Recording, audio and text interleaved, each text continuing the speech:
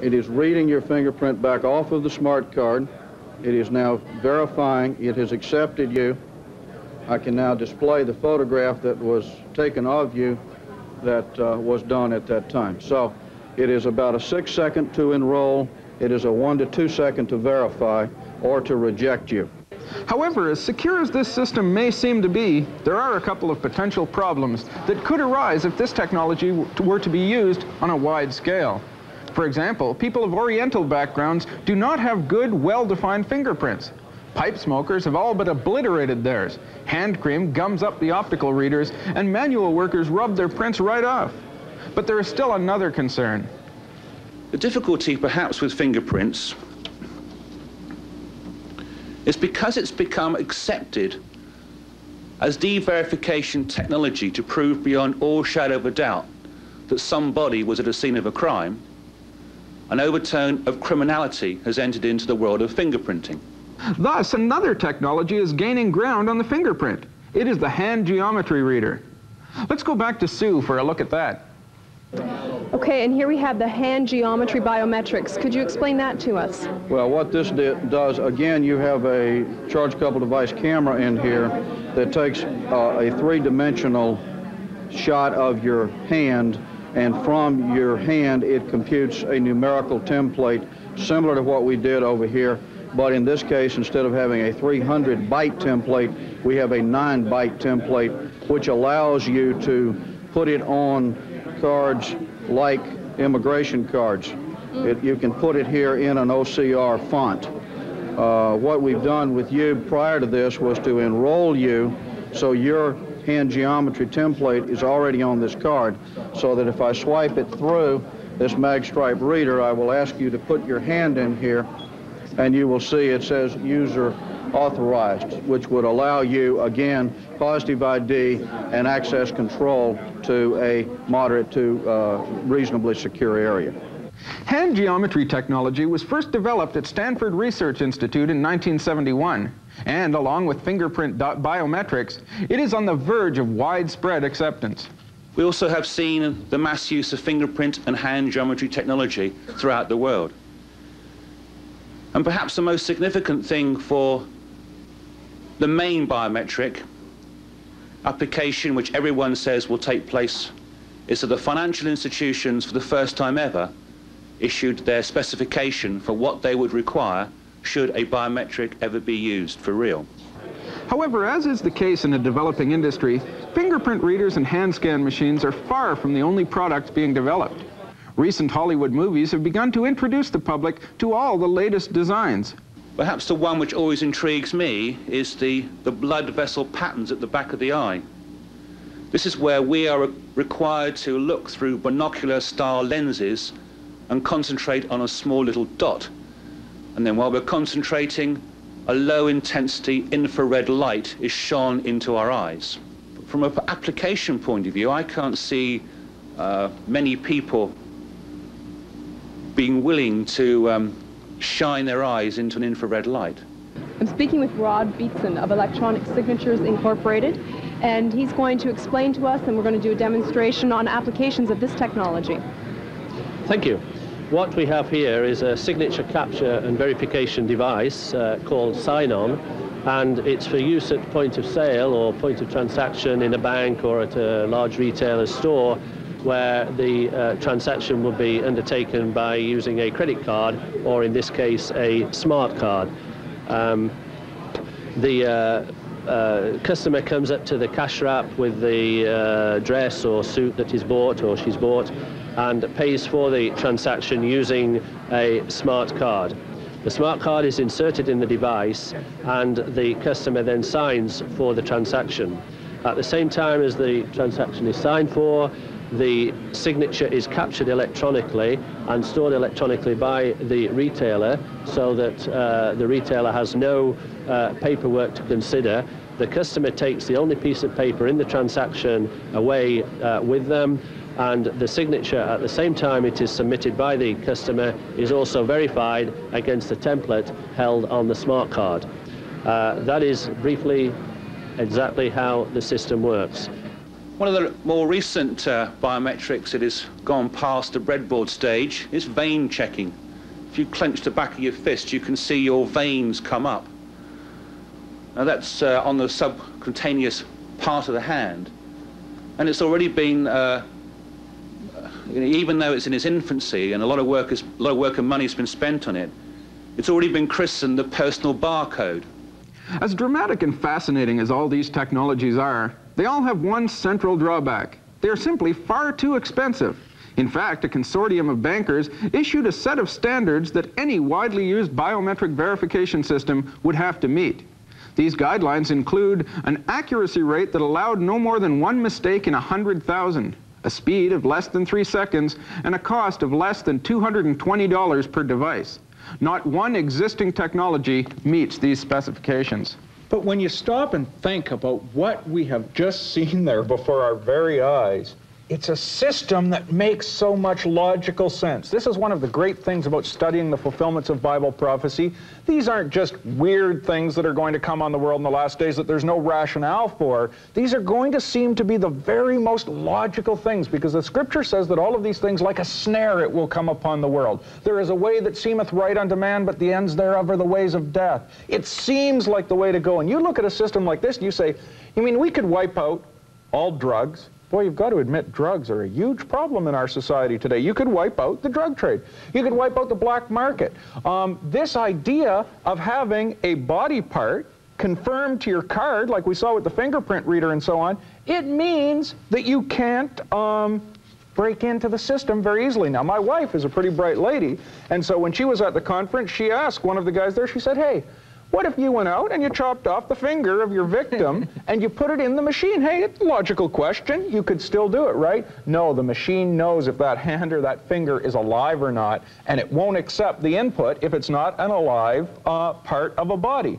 So you would be forced, if you wanted to steal anything from anybody, you would be forced to bring them in at gunpoint or whatever to have them stick their finger in the machine if you were going to use their card. Suddenly you're a lot more out in the open than doing something in a back alley or something like that. The system seems so very logical. Now the problem is primarily the cost. You're going to set up one of these fingerprint readers. These things cost tens and tens of thousands of dollars. Depending on the different technologies used, you can be talking up to $100,000 for a unit on some of these things. So if you have a fingerprint reader, and look at all the problems we had with the fingerprint reader. You know, women put all this hand cream. I know my wife does it. Yeah. Has all this hand cream. Boy, you'd gum up that thing in a big hurry. And all of these other problems, along with the cost, become a problem. The hand scan machine. But you know, if you stop and think about it for a second, and we don't want to get too far ahead of ourselves here, but let's just hypothesize for a second, because we're allowed to hypothesize, because all we're trying to say in this video is the technology exists today for the first time in history to fulfill this prophecy as it never has in any other generation in human history. So taking a look at this technology now, and you say you have the guy with his smart card here, but you want his fingerprint there, but all the information's in the smart card, and all the expense is in the machine to read the finger. What if you took the chip out of that card and implanted it under the skin? In this age, where you can find out, a machine can judge whether a finger is alive or not, you could just have it that the chip goes dead the minute it's removed from living tissue. The minute anybody tried to tamper it with it, it would be destroyed and it wouldn't work. You now have the scanner that can read the smart card. The same kind of technology that scanners can read the universal product codes on a product in your grocery store now could read that chip. So there's not an expensive technology, and the chip was the only important part in the card anyway, so you've just thrown away a piece of plastic. You now have the system that makes perfect logical sense with the technology that is there. So once again, I'm not saying that there is some mad scientist in a room somewhere trying to figure out how to put a smart card under your skin. All we're saying is, in this generation, for the first time in history, this prophecy could be fulfilled. No other generation could have fit the match, and we're going to talk about that further on down the road, but there's no question this is the generation where it exists. You know, you're talking about the hypothesizing and talking about putting the chip. I would be very surprised if we're the only ones who ever thought of this. I mean, they're paying these guys $400 billion a year to sit and play with their little computers. That's a good wage. Sit and play with their little computer chips and stuff. Surely someone has thought of this thing. And so we're going to see reports that they have later on in this video. Exactly. So it's not just conjecture. The other point I'd like to make is the microchip implant under the skin would meet those criteria. It would be very fast, it could be very accurate, and it would be very, very cheap, as we're going to hear later. The other thing to take into account is they're talking about we need this, this transaction system to cost $220. Imagine 10 years ago if a guy said, I need a computer that can sort millions and millions of rows of data, but I need it to cost less than $10,000. They would have laughed at him. The kind of computer that I have sitting on my desk in my office right now is a laptop. Yeah, 15 years ago, a computer that did all that would have been the size of my house and probably cost, you know, $1 zillion, and they were all liquid cooled. Another and this kind of stuff. figure, of course. Well, okay, I make up the figures, but the facts are nonetheless, nonetheless accurate. But the fact of the matter is, the way technology is progressing, they can cross these cost barriers very, very quickly. Well, I'll give an example, and just to build on the story, you said when I worked for Ron Marr years ago at writing for the Christian Enquirer newspaper, the computer that he had to keep track of his 100,000 name subscription list, you had to have a programmer that you would pay to come in and even type into the thing. They weren't user-friendly in those days. It would cost you, you know, $8.3 billion. Yeah, exactly, to have a guy come in and work on the system. Today, we have a database larger than that, actually, and it can be contained in the notebook that you have or the one that I have that we just use them to write articles now. The technology is exploding, so we have to keep that in mind, that what seems like a hard job today, a year from now, it's nothing, just like that, and that's how fast it's moving along. In our discussion on the smart card, we noted that all of the power in that card is contained in a small computer microchip, which is basically glued to the card. Essentially then, this means that the embossed name on the card and any pictures it may have are meaningless. All of the relevant data is contained in the chip. The card is little more than a handy carrying case. The question that arises is this: if you could take that chip from off the card and implant it under the skin, would you not have the perfect smart chip biometric identification system?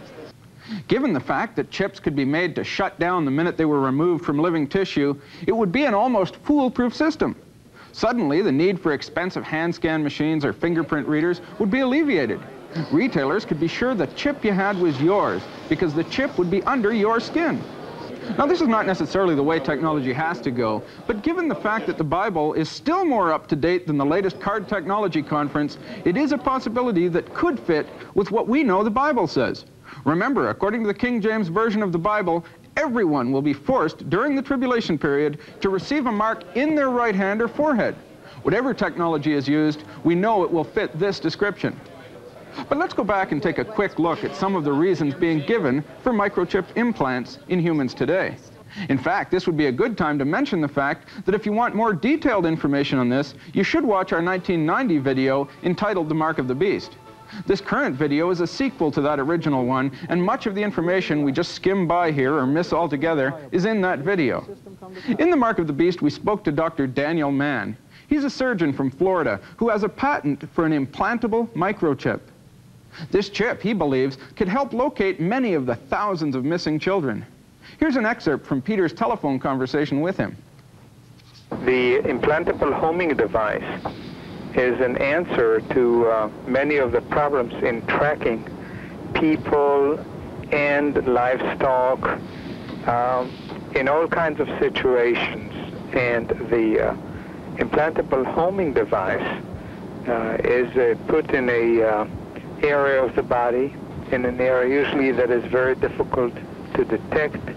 It is an easy procedure. It does not take a long time, and the homing device will allow to track these people or livestock in a much easier way. The person who wears the homing device can trigger it, and it can also be triggered remotely.